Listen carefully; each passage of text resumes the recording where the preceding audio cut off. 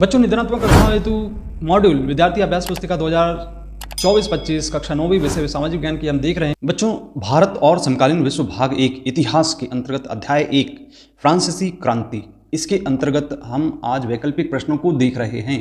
तो वैकल्पिक प्रश्नों के अंतर्गत सबसे पहला प्रश्न आप जैसा कि देख रहे हैं, सही विकल्प चुनकर लिखिए। तो इसमें लुई 16 किस वंश का राजा था? तो इसमें लिखेंगे हम सा बुर्बो। इसके बाद दूसरा है फ्रांस की क्रांति कब आरंभ हुई? तो इसमें लिखेंगे 1789 में। इसके बाद है फ्रांस के विश्व में टाइद क्या था? तो इसमें आंसर देना है बच्चों अप्रत्यक्ष कर था। इसके बाद चौथा, फ्रांस में स्त्रियों को वोट डालने का अधिकार किस वर्ष प्राप्त हुआ था? तो ये लिखेंगे 1946 में। इसके बाद है पांचवा प्रश्न, जैकोबिन क्लब का लीडर कौन था? तो इसका जो आंसर देंगे बच्चों हम पांचवे का रॉबस्पियर। तो इसके बाद है अगला प्रश्न, छठवें नंबर का निम्नलिखित में से फ्रांस के राष्ट्रीय रंग कौन से हैं? तो इसमें देंगे हम बच्चों इसका आंसर नीला, सफ़ेद और लाल। इसके बाद आपको सातवें का प्रश्न का आंसर देना है, फ्रांसीसी सम्राट 16वां में 5 मई 1789 को प्रतिनिधि सभा की बैठक बुलाने का उद्देश्य क्या था? तो यहाँ पे इसमें लिखेंगे नए कर लगाना। आठवां, कौन सा सिद्धांत फ्रांसीसी क्रांति का नहीं है? तो यहाँ पे लिखेंगे साम्राज्यवाद। इसके बाद है नौवां प्रश्न बच्चों, यहाँ पे नौवां प्रश्न देख रहे हैं, द स्पीच ऑफ लॉज की रचना किसने की थी? तो इसका आंसर होगा बच्चों यहाँ पे मॉन्टेस्क्यू ने। अगला प्रश्न है, लामी द पप नामक पत्र के प्रकाशन का कार्य किसने आरंभ किया था? तो यहाँ पे जॉन पॉल मारा ने। इसके बाद है अगला प्रश्न 11वें नंबर का, जिसमें लिखा है स्टेट जनरल का अधिवेशन हुआ था। तो इसका आंसर देंगे बच्चों हम वर्साय।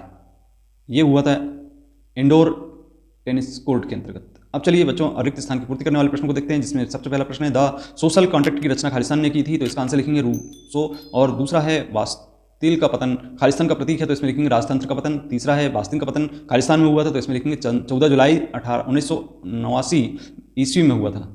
चौथा प्रश्न, राष्ट्रीय बाल सभा नेशनल असेंबली के अधिकारों की घोषणा खालिस्तान में की थी। तो ये लिखेंगे हम 1991 में। इसके बाद फ्रांस में पांचवा प्रश्न, फ्रांस में आतंक का राज्य खालिस्तान के राजनीतिक दल ने स्थापित किया था। तो इसमें लिखेंगे रोपेस्पियर ने।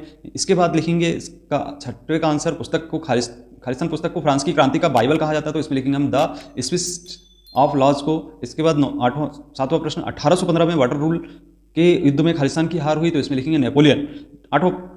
1804 ईस्वी में खालिस्तान ने खुद को फ्रांस का सम्राट घोषित किया। तो इसका आंसर लिखेंगे बच्चों नेपोलियन। तीसरा प्रश्न है, सत्य एवं असत्य कथन वाले, जिसमें फ्रांस के सामाजिक संरचना में मध्य वर्ग में पादरी शामिल थे। तो इसका आंसर देंगे बच्चों हम असत्य कथन। दूसरा, नेपोलियन 1804 की फ्रांस की गद्दी पर बैठा था। तो यह कथन सत्य है।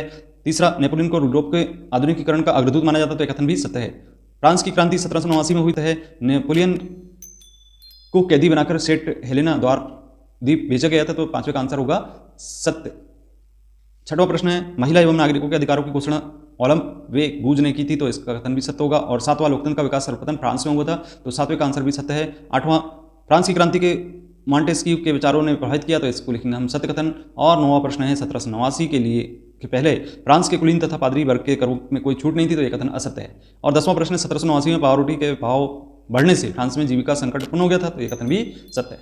बच्चों, अब हम सही जोड़ी बनाने वाले प्रश्न को देख रहे हैं। यहाँ पे ध्यानपूर्वक बनाना है आपको सही जोड़ी। तो सबसे पहले यहाँ पे हमको रूसो के साथ मिला देना है फ्रांस का दार्शनिक के साथ, और वाल्टियर को आप मिला देंगे फ्रांस से, टेनिस कोर्ट की शपथ को आप मिला देंगे यहाँ पर फ्रांस की क्रांति से, और टाइद को मिला देंगे आप यहाँ पे धार्मिक कर से, और टाइल को आप मिला देंगे।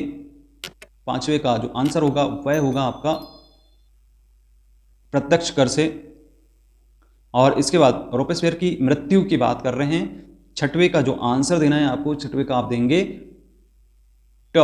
यहाँ पे 1794 राजदंड। इसका जो आंसर देना है आपको इसको लिखेंगे शाही सत्ता। इसके बाद आप यहाँ पे सातवें के बाद आपको आठवां प्रश्न, रूसो ने ग्रंथ दिया। तो इसका जो आंसर होगा वह होगा द सोशल कॉन्ट्रैक्ट। और फ्रांस गणतंत्र बना। 9वें का जो आंसर देंगे आप बच्चों इसमें लिखेंगे 21 सितंबर 1792। अब यहाँ पे बचता है निग्रो अफ्रीका से, आप इसको मिला दीजिए। इस तरीके से बच्चों ये सही जोड़ी आपको मिलानी थी। अब आइए एक शब्द एक वाक्य में उत्तर देने वाले प्रश्नों का अध्ययन करें। तो पहला, फ्रांस में सेंसरशिप की समाप्ति कब किया गया था? इसका आंसर देंगे बच्चों सन 1789 में। दूसरा है मैरी एंटोनेट कौन थी? तो इसका आंसर होगा लुई 16 की पत्नी। तीसरा, राजा के दैविक और निरंकुश अधिकारों का सिद्धांत खंडन किया किसने किया था? तो इसका आंसर देखेंगे टू एजेज ऑफ गवर्नमेंट में लॉक ने। और चौथा है बच्चों यहाँ पे, फ्रांस में पुरुष एवं नागरिक अधिकार घोषणा पत्र 1790 में किसने द्वारा बनवाया गया था? तो ले बर्बिए के द्वारा बनवाया गया था। पांचवा, ट्रू ट्रीटाइजेस ऑफ गवर्नमेंट किसने लिखा था? तो इसमें लिखेंगे हम लॉक। छठवां, महिला एवं नागरिक अधिकार घोषणा सन 1791 में किसके द्वारा बनाया गया था? इसका आंसर होगा गुलाम दे गूंज के द्वारा। सातवां प्रश्न है, 1791 ईस्वी फ्रांस में चलने वाले मुद्रा का नाम क्या था? तो इसमें लिखेंगे लिब्रे। अगला प्रश्न है बच्चों, आठवां, शक्ति विकेंद्रीकरण विधायिका कार्यपालिका न्यायपालिका में विभाजन का सिद्धांत किसने प्रतिपादित किया था? तो इसका आंसर होगा मॉन्टेस्क्यू ने।